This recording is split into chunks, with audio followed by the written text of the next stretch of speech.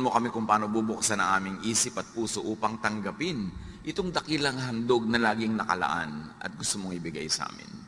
Kayo po ang mangaral, mangusap, magpagaling sa mga sakit ng aming isip at damdamin, at kayo po siya, Panginoon, ang maitaas sa aming kalagitnaan. Be our preacher, our teacher, and healer, Father. We seek you in the name of Jesus, your Son, our Lord, our Savior and friend. Be and stay happy. Happy ba kayo? Sana totoo, ha? And do you stay happy? O ang dali-daling mawala yung kaligayahan sa isang ihip ng hangin, tanggal agad? Psalm 63:1, You are my God, I worship you. O Diyos, ikaw ang aking Diyos na lagi kong hinahanap. Very interesting yung pagtagalog ng worship. Nagkaroon ng added meaning yung hinahanap. At dapat hinahanap-hanap ng tao ang pagsamba dahil napakaraking ligaya ang natatamasa ng taong sumasamba. Habang itinataas mo ang Panginoon, kasama kang natataas dahil lagi kang isinasama ng Panginoon. Pero pagka hindi mo pinapansin ng Panginoon, ini-ignore mo siya, siya ibinababa mo, kasama ka rin bababa. Kaya ang taong nagtataas ang pangalan ng Panginoon ay lumiligaya rin kasi hindi kanya iiwan habang itinataas mo siya. Be happy, worship the God revealed by Jesus. Bakit sinabi natin the God revealed by Jesus? Because there are many misrepresentations of God revealed by many false prophets, by many unkind teachers, unenlightened preachers. So, if you want to be happy, worship the God revealed by Jesus. Kasi meron nga worshipful, pero ang sinasamba hindi yung uri at anyo ng Panginoon ng ating Diyos sa langit na ipinakikilala ng Panginoong Yesus. Kaya ang pagsamba tuloy nagiging oppressive, nagiging restrictive, at nagiging dahilan ng marami pang mga lungkot at takot. Bakit yung imahe ng Ama na ipinapakilala ni Jesus ang dapat nating sambahin at makilala? Because Jesus is the true and faithful image of God. Walang iba nahihigit kay Jesus bilang pinakamalinaw na imahen, pagpapakilala ng Ama sa langit. Colossians 1:15, si Kristo ang larawan ng Diyos na di nakikita. Ang Diyos ay di nakikita. Sa Old Testament, pag nakita mo ang Diyos, mamamatay ka. Pero ipinakita ni Jesus, nakikita na tuloy ang Diyos sa pamamagitan ni Jesus. A distorted image of God was presented by the Pharisees. And it continues to be presented by many teachers and preachers. A distorted image of God. Kaya ipinagbabawal ng Diyos ang paggawa ng mga Diyos-Diyosan. Hindi lang itong mga rebultong kahoy o bato. Ito yung mga rebultong nasa loob ng isip ng tao. Yung kinakatahan ng isip natin na itsura, karakter ng Diyos na mali naman. So maraming imahen, hindi lang yung physical na pinanggigigilan ng mga Bible-based Christians. May mga imahen na nasa loob ng utak, doon nakaukit. Na ang Diyos ay malupit, ang Diyos ay galit, ang Diyos ay ganito, ang Diyos ay nakakatakot, na mga imahe na itinuwid ng Diyos sa pagpapakilala niya sa kanyang sarili sa pamamagitan ni Jesus. Jeremiah 5:31, doon sa mga nagtuturo ng mga baluktot na aral tungkol sa Diyos, pawang kasinungalingan ng pahayag ng mga propeta, ang kanilang utos ang sinusunod ng mga pare. So nakikita niyo sa buhatan ng prophet at ng priests sa Israel. Sinasabi ni Jeremiah, kabalbalan ang itinuturo ng mga propeta, kaya kabalbalan din ang sinusunod at ipinasusunod naman ng mga pare sa mga tao. Kaya ipinadala si Jesus para ituwid ang mga kabalbalan na yan. Isaiah 29:13, sasabihin naman ni Yahweh, sa salita lamang malapit sa akin ang mga taong ito, at sa bibig lamang nila ako ay ginagalang. Subalit, inalayo nila sa akin ang kanilang puso at ayon lamang sa utos ng tao ang kanilang paglilingkod. Si Yahweh ang nagsasabi. Yung mga religious activities sa mga tao na yan, di ko yan gusto. Kasi imbento lang nila ang pinagmumula ng mga kautosan na yan. Nakaka-oppress, nakakapagpalungkot, nakakabawas ng ligaya ng buhay. Therefore, presenting or misrepresenting God. Mark 7:8, sabi ni Jesus, sa mga religious people of His time, binabaliwala ninyo ang utos ng Diyos at ang sinusunod ninyo yung mga tradisyon ng tao. Sa makatuwid, ang napakaraming katuruan sa lumang dipan, ginagawa ng mga Israelita, pinagpapakamatayan nilang sundin, sabi ni Jesus, tradisyon lang yan ng tao. At kasama doon ang lahat ng itinuwid niya. 10 walang gagawa pag Sabat, bawal ang kumain nito't gano'n, ng mga babae, bawal sa ministry, etc., etc. Sabi niya yan, gawa lang yan ng tao. Kaya itinuwid niya. Worshiping God as presented, as represented by Jesus, gives salvation, acceptance, not rejection, peace, not trouble, rest, which all amount to happiness. Pag sumamba ka sa Diyos, Diyos na ipinakikilala ni Jesus, ang bunga sa buhay mo noon, happiness. Gaan, hindi bigat. Laya, hindi tanikala, hindi kulungan. But worshiping the distorted image of God, misrepresented by many religious teachings, gives judgment, stress, and fatigue. Kaya marami mga tao habang nagiging mas religyoso, mas napapagod, mas sumasama ang ugali, mas lumulungkot, mas nagigilty. Pagka ang inuna mo ay mga kautusan, mga tradisyon, mga conservatism, hindi ka liligaya. Galatians 3:10-11. Ang lahat ng nagtitiwala sa pagsunod sa kautusan ay nasa ilalim ng isang sumpa. So, sunod ka ng sunod sa kautusan dahil doon ka naghahanap ng ligaya, doon ka naghahanap ng kaligtasan. Sabi ganoon, daig mo pa ang isinumpa, daig mo pa ang nakulam, daig mo pa ang nagkaroon ng parusang buhat-buhat mo. Sapagkat nasusulat, sumpain ang hindi sumusunod sa lahat ng nakasulat sa aklat ng kautusan. So pagka ikaw ay nagpailalim sa kautusan, dapat sundin mo lahat. Kasi pag meron kang hindi nasunod, sinusumpa ka. Pero may choice ka na hindi magpailalim sa kautusan, kundi magpailalim sa pag-ibig ng Ama na ipinakilala sa pamamagitan ni Jesus. So pumipili ka, law or grace? Grace or works? Righteousness that is achieved by your own deed or righteousness that is received free from God through Jesus? Pag pinili mo ang kautusan, para kay sinumpa. At pag nagpapailalim, nang iilalim ka ng mga tao sa kautusan, dinadala mo sila sa kautusan, isinusumpa mo sila. Kasi binibigyan mo sila ng mga bagay na di naman nila kayang sundin. Magigilty lang sila. Makokondemn lang sila. Ngayon, pag pinaghalo mo si Jesus at ang kautusan, kabaitan ng Diyos at lupit ng law, yung sumpa at yung blessing, lito ka.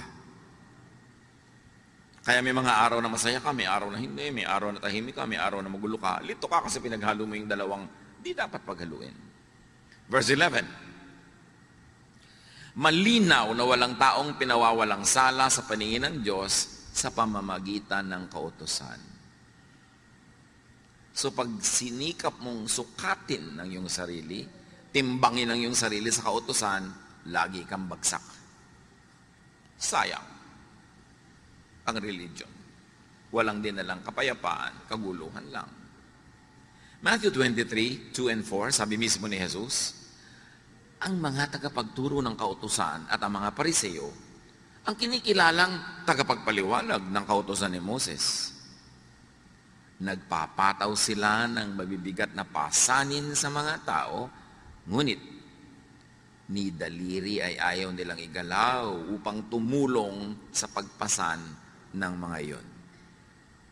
Pag sumunod ka daw sa mga pariseo at yung mga modern versions nila today, kasi sinasabi nila, tagasunod sila, tagapagpaliwanag ng utos ni Moses, dinadaganan kanila ng ubot ng bigat na dalahin at hindi kanila tutulungan sa paghihirap mo. In fact, dadagdagan nila yun ng pag-uusig at paghuhusga tuwing kulang ka. Lagi ka namang kulang. So, lagi kang pagod. So, be happy. Worship God as He represents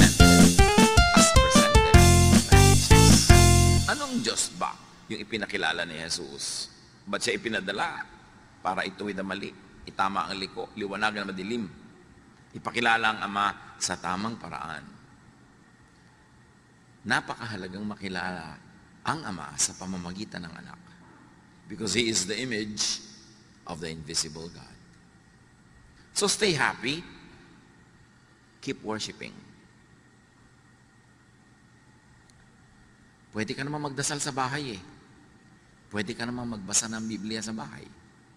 Pero bakit pa magpapagod ka, tatawid ng ulan o alikabok, init o lamig? Because there is happiness in corporate worship.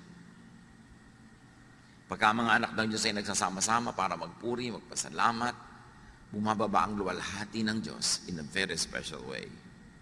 So defend and protect your worship from the thief. May magnanakaw eh. Ninanakaw yung worship.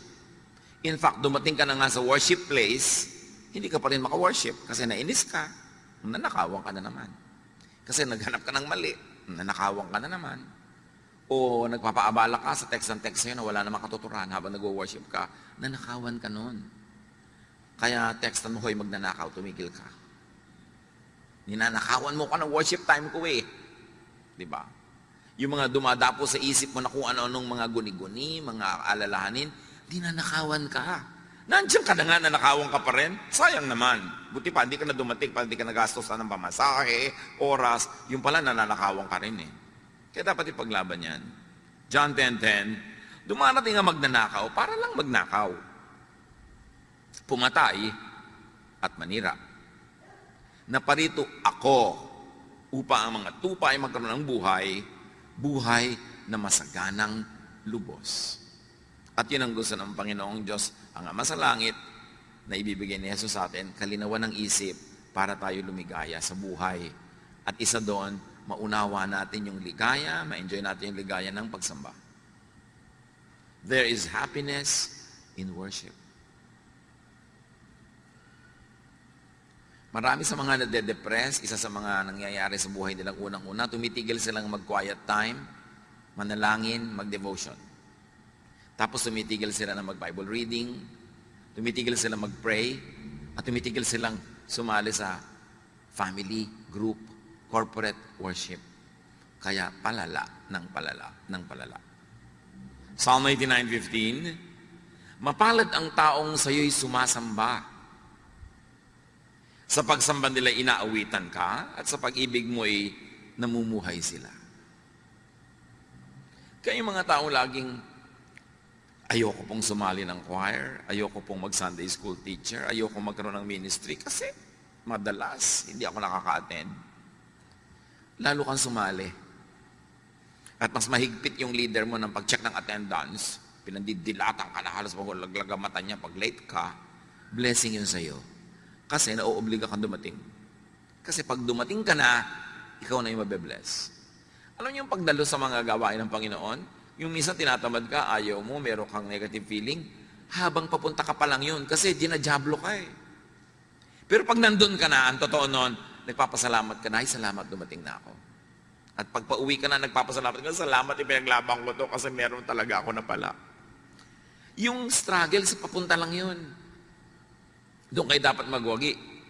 Kasi talagang nanakawan ka. Psalm 63:1, in my heart, I long for you, as I would long for a stream in a scorching desert. At ang ginawa dito ang halintulad ay usa na nagtatatakbo ng ubod ng bilis sa napakainit na desyerto. Kaya as the deer panted for the water, so my soul longs after thee. Panted, ibig sabihin nun yung humihinga ng ubod ng bilis kasi uhaw na uhaw, pagod na pagod. As the deer pants for the water. Hindi yun isang piraso ng pantalon. Buntong hininga yun. So, napaka-importante kasi sabi niya, para akong usa, uhaw na uhaw ako pag malayo ako sa iyo. Ikaw ang tubig ko, ikaw ang aking living water. So, can you imagine kung gaano uhaw yung mga taong hindi sumasamba? Pero madalas hindi nila alam na yun ang dahilan ng pagkauhaw nila. So, worship lifts God up. And in the process, the worshiper is also lifted up. Sabi, bakit po ba natin itinataas ang pangalan ng Panginoon? Ganun po ba siya ka-proud? Gusto lagi tinataas, no? Pag itinataas mo siya, nahihila ka rin niya pataas. Ikaw ang nakikinabang. Pag pinupuri mo siya. Kasi pag pinupuri mo ang Panginoon, nabubuhay sa iyo yung mga pamana sa iyo ng Panginoon. Yung karakter mo na galing sa Kanya, yun ang nang umiiral, yun ang nangingibabaw. Kaya aangat ka at liligaya. Pero pag ang pinupuri mo sa lifestyle, sa salita, sa buhay mo ay ang dyablo, yung mga karakter ng dyablo na nasa iyo rin, ang mabubuhay. Ang siyang mangingibabaw at mananaig, kaya magkakata-dyablo-dyablo ang buhay mo. Kaya napakahalaga nung pinipili mo ang iniangat, ang Panginoon. In our hearts, there is a God-sized vacuum that only God can fill. Alam niyo naman yung vacuum. Pero sa puso natin, may vacuum yan. May vacuum for kotse. Pag nagka-kotse, lumigaya ka. Sige. May vacuum for love life. Pag nagka-love life, lumigaya ka. May vacuum for pera. Nagka-pera ka, lumigaya ka. Pero ang pinakamalaking vacuum sa puso ng tao ay yung para sa Diyos. At liban na lang na nandun ng Diyos, kahit mapuno lahat yung ibang vacuum kanina, nagka-kotse ka, nagka-love life ka, nagka-bahay ka, nagka-pera ka, pag wala yung Panginoon sa vacuum niya, hindi ka maligaya. Pero pag ang Panginoon nandun na sa vacuum niya, kahit yung iba wala pa, maligaya ka na rin. Dala ka na. There is a God-sized vacuum that only God can fill. And a lot of that is filled in corporate worship. Kaya ipinaglalaban natin yun eh. Pwede naman tayo mag-worship na lang kanya-kanya, sa kanya-kanya mga sulok-sulok, gilid-gilid. Why rent a big place like this and pay for electricity and water and everything? Because we need a place where we can all worship together. Because God is delighted in worship that is comprised of many people, His children. At sa worship na yun, hindi lang yung nagkakakanta ka, nagdadasal, nagkakakilala kayo, nagkakatulungan, nagmamahalan kayo. Yun pa ang dapat ma-achieve. Kaya merong corporate worship. Psalm 42 verse 2, my soul thirsts for God, for the living God. Kaya marami mga tao, depressed po ako, malungkot po ako. Ano mo, Diyos lang yan, ang kulang. Kailangan lagay mo siya at yung lahat iba susunod na. Although marami pang ibang pwedeng gawin para yung mga depression na yan ay matanggal, pero inuuna mo yung relasyon mo sa Diyos. Kaya tayo tinuturuan. Ba't ba tayo tinuturuan laging be thankful? Maibig mo sabihin, ang gulo-gulo na ng buhay ko, be thankful? Yes. Kasi pag inisip mo yung dapat mo ipagpasalamat at nagpasalamat ka, ang nabubuhay sa iyo yung espiritu ng pagpapasalamat, hindi yung pagrereklamo. At pag nabubuhay yung espiritu ng pagsasalamat, nagiging magnet yon para lahat ng magagandang bagay magdatingan sa buhay mo. Kaya ka tinuturuan to be thankful. Hindi ka para utuin. O hindi ka para mag-in denial na hindi naman ka masaya, pupuri ka. Hindi ka nga masaya, kaya magpuri ka at sasaya ka. Dalawa lang yan mga kapatid. Ang saya-saya mo, kaya ka nagpupuri sa Diyos. O ang lungkot-lungkot mo, kaya magpuri ka para ka sumaya. Pareho ang effect. So if you have enough reason to thank God, thank God. But if you have no reason, you think to thank God, all the more that you should thank God para bukas ang isip mo na oo nga pala, maraming dapat ipagpasalamat. That's why you should count your blessings. Yung sumasamba, bakit ganun? Pagka hindi sumamba, parang kulang ang buhay. Kasi nakita na nila ang luwalhati ng Panginoon pag sumasamba sila. Psalm 63:2, I have seen your power and your glory in the place of worship. Or translated another way also very correctly, grammatically, is when I worship. I see your power and your glory when I worship. And it is I, not we, kasi personal. Pag sumasamba ka sa Panginoon, ikaw ang nakakadama. Nakikita mo, hindi ng mata, yung kaluwalhatian ng Diyos. Nakikita ng spiritual eyes mo yun. That's why you are filled up. You are uplifted. That's why worship, although it might be demeaning, but we don't want to demean it, but worship is therapy. Kailangan ng tao sumasamba. Kailangan nga, kaya pag may kumakanta, dapat wala siya, dapat tama siya sa tono. Kasi sambang-samba ka na, tapos biglang, ay, half note. Di ba? Ay, wala sa tong, ay, lumipat ng key. Di ba? Ay, lumandang ng 2 octave ang singer. Paano ka mabe-bless doon na aabala ka nung kakulangan niya ng preparasyon? Kaya dapat excellent hindi dahil para tayo ma-oppress, kundi para walang bara. Kasi pag hindi excellent ang gawa ng mga naggagumagawa, may bumabara. Kaya duty mo na gandahan yan para hindi ka maging issue. Yung singer ka, kakanta ka para sa Panginoon, tapos ang suot mo para kang payaso, naabala yung mata namin. Di ba? Iniisip namin, saan kaya siya galing na karnabal? Kaya dapat yung simple, yung hindi tumatawag ng pansin sa sarili. Kasi ikaw lang napansin namin, hindi na Diyos. Kaya nga pinag-uniform yung mga choir para magkakamuka, hindi yung pagandahan ng damit, pakintaman. Kaya nakakaabala yung mga ganung bagay. Pati mga katabi. Yung may kasama kang bata, ang likot-likot, hindi na naka-worship yung katabi mo. Nakaganon lang yan, pero gusto niya lumutakin yung mukha ng bata na yan. Ipokrita lang siya, kaya hindi niya sinasapak ang anak mo. Pero ang totoo, yung anino niya, sabi niya sa anak mo, pak, pak, pak, pak. Lahat ng tumatawa, totoo. Hindi talaga nakaka-bless yung may malikot.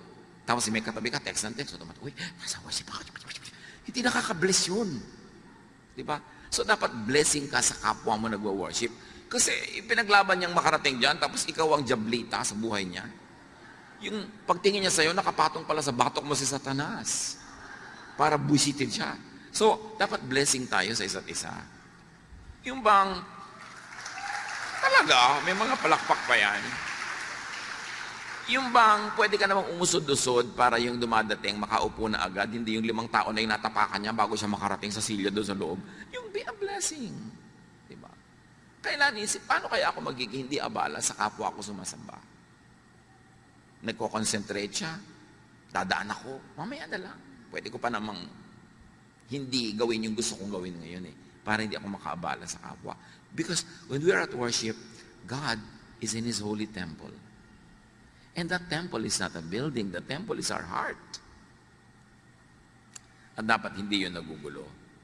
Psalm 63:3, your love means more than life to me, and I praise you.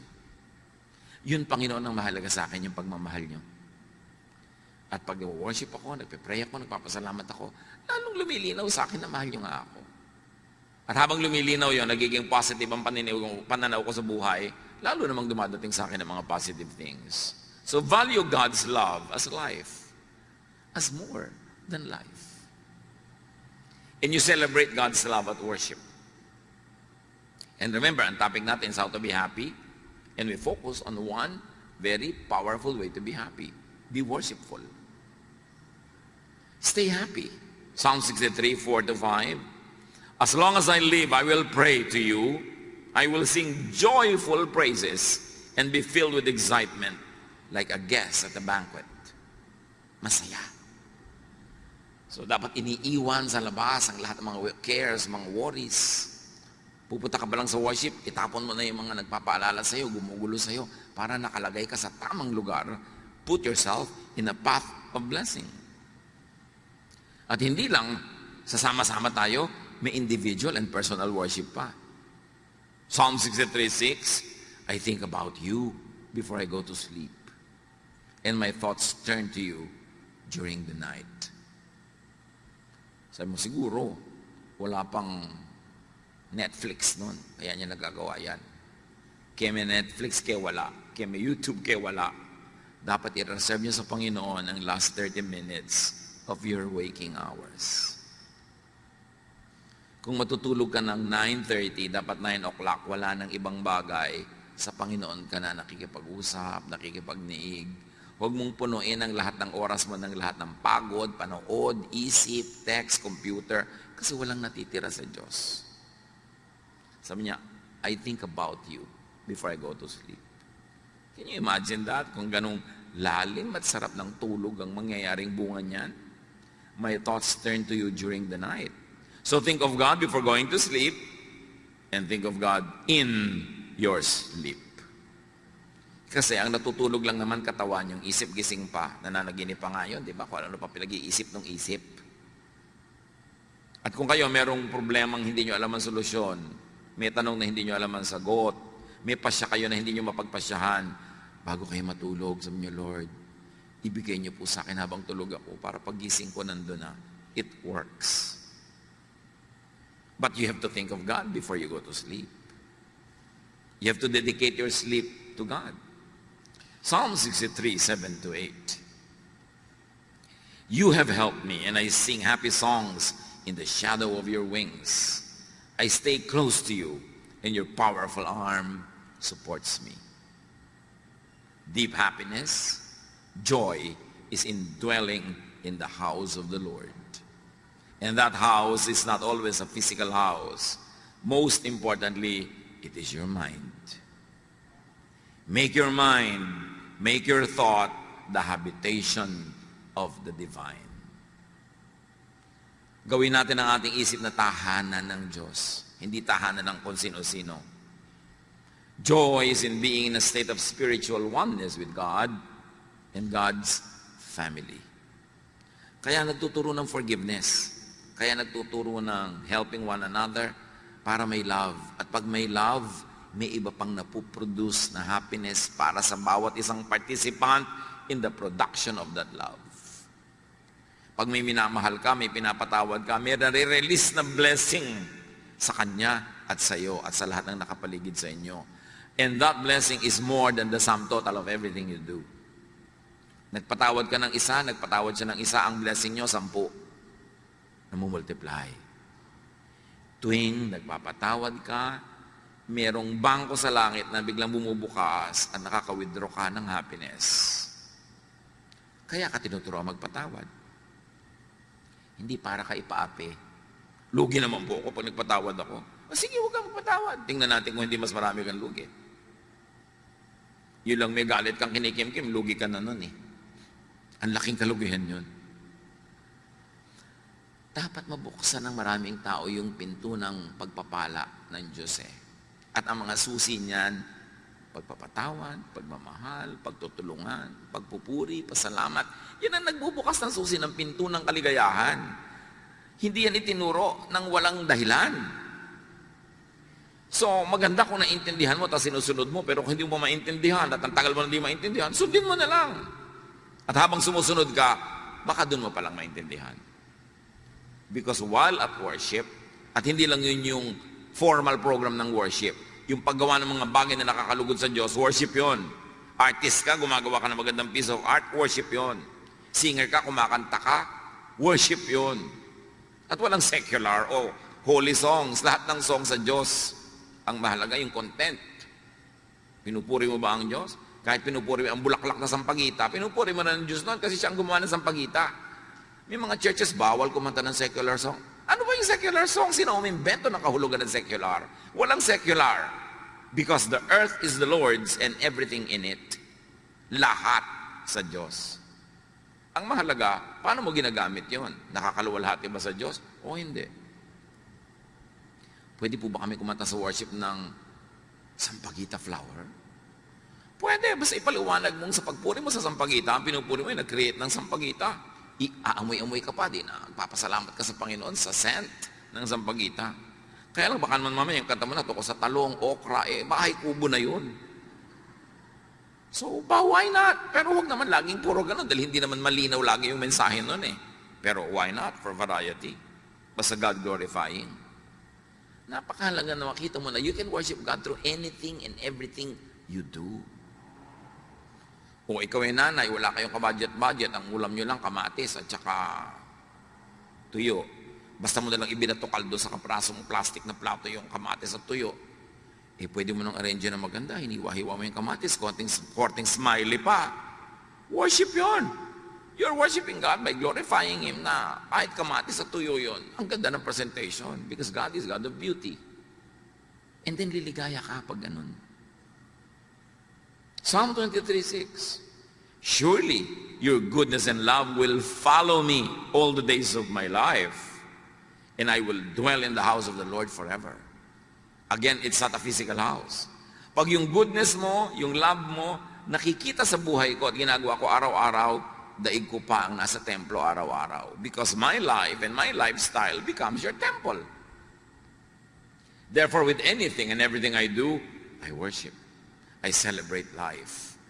I live thankfully and gratefully. Psalm 84, 1-4, how lovely is your dwelling place, Lord Almighty. My soul yearns, even faints for the courts of the Lord. My heart and my flesh cry out for the living God. And up to a point, pwede natin yung i-apply sa places. Gusto ko pong mapunta sa bulwagan ng Panginoon. Nakaka-worship ako, may fellowship pa, masaya, nakakagaan. At yung bulwagan na pwede rin nasa puso mo lamang. Even the sparrow has found a home, and the swallow a nest for herself, where she may have her young, a place near your altar. Lord Almighty, my King, and my God. So kahit daw mga ibon-ibon, natutuwa na pumunta sa mga templo, di ba? Yung mga places of worship, lalo matataas, tinitira ng mga ibon. So it's a kind of metaphor na kahit mga ibang mga nilalang ng Diyos, gustong lagi nilang nasa malapit sa templo. Again, the temple should go beyond the physical meaning, but go to the spiritual meaning. That I like to be near you, to behold your beauty, to sing of you, about you, and to you. Blessed are those who dwell in your house. They are ever praising you. So happiness actually is really emotion. And emotion is nothing but brain and blood chemistry. So pwede natin na ayusin ang ating blood and brain chemistry para mag-create ng emotion that is happy. Yan ang ginagawa ng mga maraming therapists. Yung pinapaamoy ka na mabango, pinapakita ka na magandang view, pinapaninig ka ng mga tunog-tunog ng ulan. Because when your brain is induced to be happy, the brain commands the blood to change its chemistry, and you become happy. Because happiness, like all emotions, is chemistry. Kaya may mga negative chemistry na nakaka-deceive, yung mga yung higop ng higop at amoy na amoy ng rugby, hindi nagugutom. Kasi niloloko sila ng utak nila, nabusog sila. Kaya yung mga nagtitake ng mga ibang drugs, kahit 3 araw na gising-gising, kasi niloloko sila ng drug na hindi sila inaantok. May negative effect, pero may positive effect ang ganyang mga bagay. So be and stay happy. Think thoughts that make you happy. When you think happy, your brain is happy, your brain commands your blood and your whole body to be happy. But when you think sadness, when you think horror, when you think fear, your brain commands every part of your body to produce fear, anxiety, worry. So it's all a thought. Masaya kayo, masaya, kumakain, ang ligaligaya. Bigla niyong nakaalala yung asawa niyong malayo na biglang bakasyon, nangangalo niya. Diba, bigla mag-iinit ang mga paligid ng tenga mo. Maiiba ang tibok lang yung puso. Magagalit ka na, wawalan ka ng gana, mahirap lumulon. Dahil lang yan sa naisip mo. Actually, wala ka pa nakita. Kasi ang iniisip mo, nagiging ganun ka. Can you imagine kung paano tinotorture ng mga taong selosa ang sarili nila? Ng mga taong mainggitin, mga taong magagalitin, mga taong mapaghanap ng mali, tinotorture nyo ang inyong sarili. Kasi kung anong isipin ninyo, yun ang iuutos ng utak nyo sa lahat ng bahagi ng inyong katawan na sundin. That's why you can think yourself into happiness. You can think yourself into sadness. That's why it's very, very important to be in command of your mind, of your brain. If you think happy thoughts, you'll be happy. Kaya sabi sa Philippians 4:8, what is praiseworthy, think of it. Yeah. Whatever is pure, whatever is godly, whatever is beautiful, whatever is praiseworthy, think about such things. May nagpadala sa'yo ng pagkain, hindi masarap, iisipin mo pa, iniinis niya ako. Pinapadala niya ako ng matabang na sinigang. So ano mangyayari sa'yo? Di negative ka, lulungkot ka, magagalit ka. Pero inisip ko, wow, kahit walang lasa, at least naalala ako. Gawin ko ng fertilizer. Oh, di ang saya mo, nasa pag-iisip mo lang yan eh. You are what you think. You are how you think. So, can you imagine when you are angry or jealous or discontented, nilalason mo ang iyong katawan, Kasi lahat ng negative thoughts, nagre-release ng toxins in your blood. So nilalason mo ang iyong sarili. Kaya tayo inuutosang, magpatawad ka na. Kalimutan mo na yan. Hindi ko pumalimutan. O sige, talaga namang may brain ka kasi, so hindi mo malimutan kasi may memory ka. Pero magpatawad ka na rin. I cannot forget po. Sige, forget the forgetting. Just forgive. Think of God. Yan ang pampasaya. Pero kung iniisip mo, Diyos ko, malapit na yata second coming. Judgment day na, end of the world. Di negative na naman ang naisip mo. Huwag mo pag-iisipin yan. Problema yan ng Diyos. Sabi nga ni Jesus, ako nga hindi ko alam kung kailan. Buti ka pa, alam mo. Di ba? Nadaig mo pa ako, alam mo yung date. Tapos pag hindi nangyari, may mga kung ano-ano kang palusot. Ay, may bla bla bla bla. Ang isa lang ang ibig sabihin, mali ang prediction mo. And if what a prophet says does not come to pass, he is a false prophet. Ang dami na. Naglagay ng mga petsa, oras, so hindi natuloy. Kasi marami pa kayong kasalanan, binibigyan pa kayo ng God ng second chance. Palusot. Mga palusot yung mga nagbibigay ng mga date-date, tapos hindi naman natutuloy. Huwag yung iniisip yan. The idea of and about God should be happy, not sad. Restful, not burdensome. Assuring and peaceful, not fearsome. It should be loving and forgiving. Not hateful, not vindictive, and definitely not judgmental. Huwag kayong kakampi sa isang political party, sa isang bansa, sa isang lahi, sa isang relihiyon, kahit malupit sila sa iba, in the name of God, bola yon. God will not want you to have any part in any violence, unkindness, in anything that robs people of happiness or dignity. Tapos done in the name of God, dapat matalino na tayo by now. Minamanipulate tayo ng mga ganyan. So, you want to be happy, think of the God presented and represented by Jesus. And then, do activities that make you happy. May mga iniisip, may mga ginagawa, physical. Kasi happy feelings create happy activities. Di ba pag happy ka, yung feeling mo, gumagawa ka ng happy activity. Halimbawa, ang saya mo, magluluto ka ng special para sa pamilya mo. Pero kung wala kang happy feelings, walang happy activities, baligtarin mo. Wala kang happy feelings, gumawa ka ng happy activities na magke-create ng happy feelings. It works both sides of the equation. Happy feelings can create happy events, but happy activities can create the happy feeling. So kung wala ka ng happy feeling, gumawa ka ng happy activity, that's under your control. You can do that. And then, may iba, mare-reverse, sasaya ka ng iba. You cannot always control what you could do, your physical situation. You can direct your thought.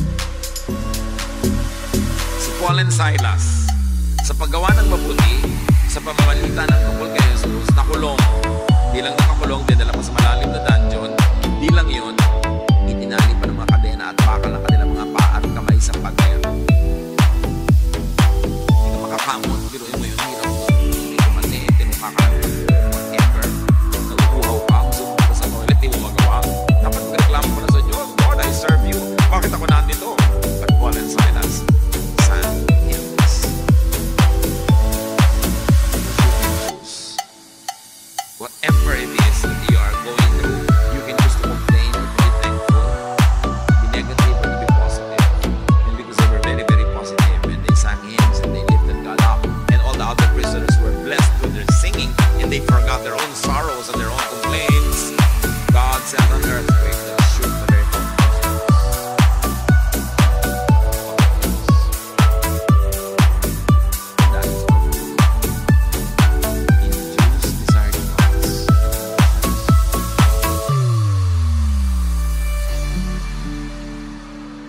kumbinsihin mo yung isip mo, akayin mo yung isip mo na magpakasaya at aakayin niya ang lahat ng bahagi ng iyong katawan na sumunod.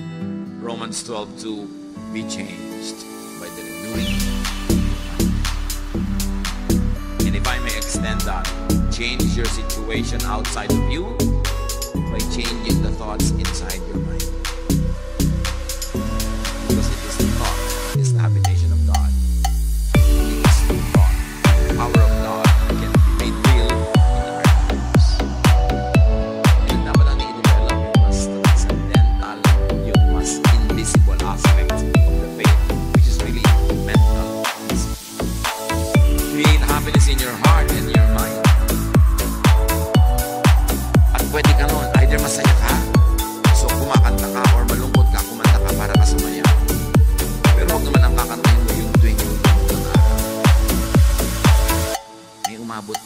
kanta na yan.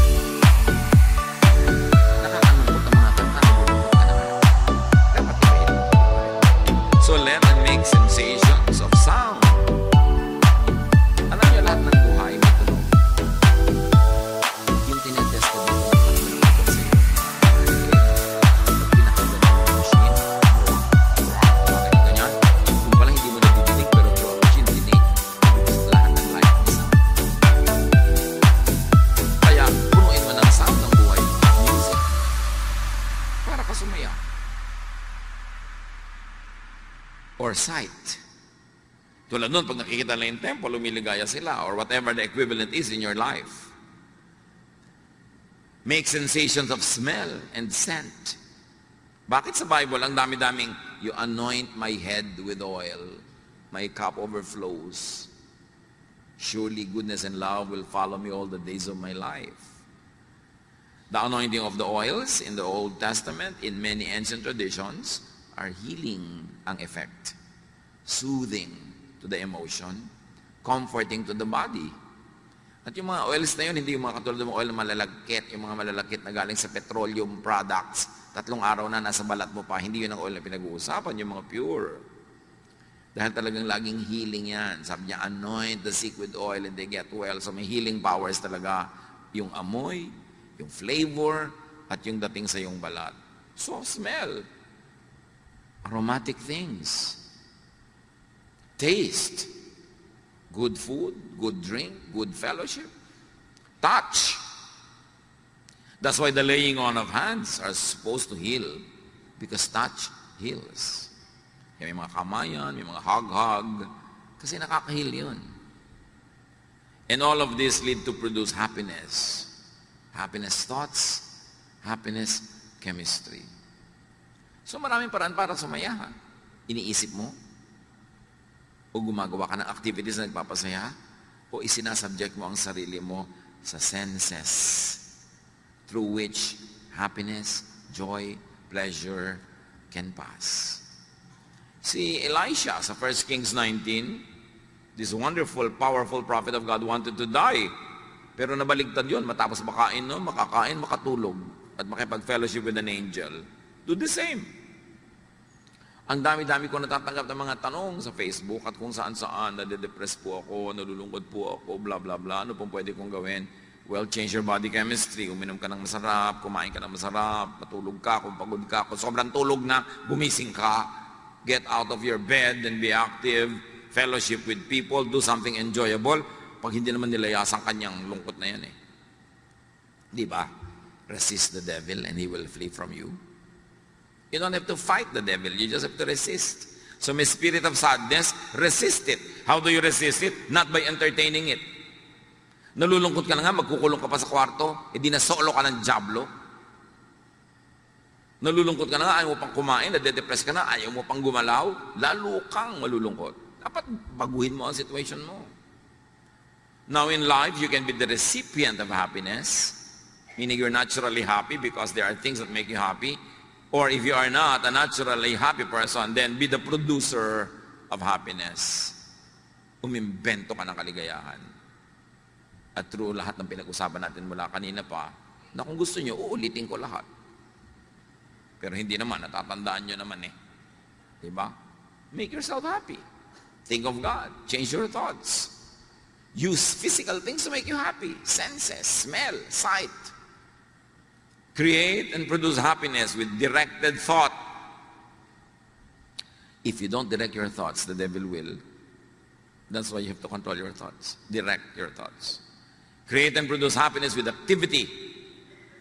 Kaya malaking therapy yung may ministry, lalo kung committed ka talaga, kahit na tinatamad ka, medyo mabigat ang pakiramdam mo, dadating ka pa rin, ang ending sumaya ka. Na iba ang takbo ng iyong buhay. Create happiness with sensations, with aroma, with taste. Anoint with oils. Very important yun.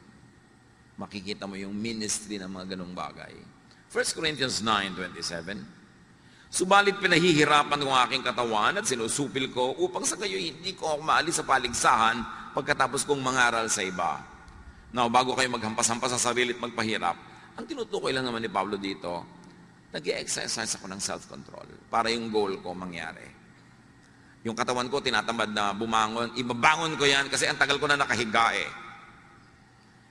Yung katawan ko gustong maging mapagsarili lamang pero lungkot naman ang bunga. Well, pipilitin ko ang katawan ko na makisalamuha, makipagkapwa, dahil baka yun ang nawawalang element sa aking buhay. Philippians 4:13, ang lahat ng ito ay magagawa ko dahil sa lakas na kaloob sa akin ni Kristo. Sabi natin kanina pat paulit-ulit, worship the God presented and represented by Jesus. What is the image of God and the image of heaven that Jesus presents? The image of heaven, the paradigm or symbolism of life that Jesus presents is a happy one. Kaya kung minsan, I'm very uncomfortable with yung image ni Jesus na lagi nasa krus. Para namang ilang oras lang naman siyang nasa krus, tapos forever ayaw mo nang alisin doon, nakapako na. If ever there are images in religious statuary that's very uplifting, it is the risen Christ. Ang lungkot-lungkot naman ng imahe ng crucifix eh. Tapos nasa ospital ka, nag-aagaw buhay ka na, yung pa ang nakita mo pagdilat mo, nasa heaven na ba ako? Diba? Bakit kailangan yun? Kailangan malungkot. Sasandali lang naman yung nangyari. We appreciate the meaning of the cross, but do not trap Jesus in the cross. He was there only for a few hours. Ang image na ipinapakita sa atin ni Jesus tungkol sa kalangitan, sa paghahari ng Diyos, ay makikita sa kanyang hilig magpakain. Pinakamadalas at pinakamadramatic ang mga pagpapakain ng Panginoon sa mga tao. Like, Jesus fed the 5,000 miraculously with 5 loaves and 2 fish. And then the lasting image of Jesus that we keep repeating is the Lord's Supper, eating, drinking. And the Lord was accused of eating with sinners. He was called a glutton and a drunkard. The first miracle was to produce wine at a wedding in Cana. And the parable, the symbol of heaven, symbolized by the wedding banquet, is that anyone and everyone is invited. This is all about food. This is all about sharing a fellowship. This is all about the table. This is enjoyment. This is happiness. This is the message of God through Jesus. Enjoyment, happiness. By being together, by sharing, by eating together. We do not see episodes of Jesus eating alone. He was always feeding people. After the resurrection, his disciples went fishing. Pagbalik nila sa shore, nagba-barbecue na si Jesus. May mga sinugba na ng mga fish. Nagpapakain siya. Tapos sabi pa niya, the risen Christ enters a room through the wall and says, may makakain ba dito? You know why eating lagi? Because when people eat, they sit together. And when they sit together, they chat, they laugh, they share life, they share problems. Somebody has a problem, somebody offers a solution. It's a fellowship. This is the heaven that Jesus presents. That's why the examples of heaven is always a banquet. You lead me to your banqueting table. Your banner over me is love. Laging ganun. Lagi siya nagpapakain. And in the Gospels, in case you haven't noticed yet, Jesus prefers eating more than fasting. Kaya siya sinabihan, sabi ng mga religious people, bakit ang amo nyo hindi kayo nagpa-fast? Hindi katulad ni John. At para na lang walang maraming usapan, sabi ni Jesus, nandito pa ako, so feasting muna, walang fasting. Pero wala naman siya inutos sa kanyang mga disciples na mag-fast kayo lagi. Tapos sasali ka sa mga simbahan na lagi nagpa-fast, mukha ka tuloy bungo. Ibig mo sabihin, nilikha ng Diyos siya sikmura mo para gutumin. Paminsan-minsan, may fasting. It could be healthy. It could be helpful. But it was never glorified by Jesus. In case you forgot that Jesus is the model, He is the image of the invisible God, and His image of heaven is a banqueting table. In fact, napatunayan na ng science sa yung mga sobrang nagda-diet, nade-depress. Kasi nade-deprive. Yung kakain, binibilang yung calorie, may computer siya at binibilang-bilang niya bawat okra, bawat ito. Paano kaliligaya kumain nun? Yung papakainin mo sa, ay naku, diet ako. Ihampas mo kaya sa itong plato, no? Inihanda ko ito para sa'yo, tapos para ka nakakita ng lason. Allergic na allergic ka sa pagkain, kaya ka depressed, kaya ka malungkot, kaya ka nangangayayat. Hindi yan ang gusto sa'yo ng Panginoon. Kaya yung symbol niya lagi is feasting, the Lord's Supper, sineselebrate pa natin. Hindi Lord's Supper as in F, P. So nakita natin na kaisa-isang beses na ipinakita si Jesus na nag-fast dahil lang kasi walang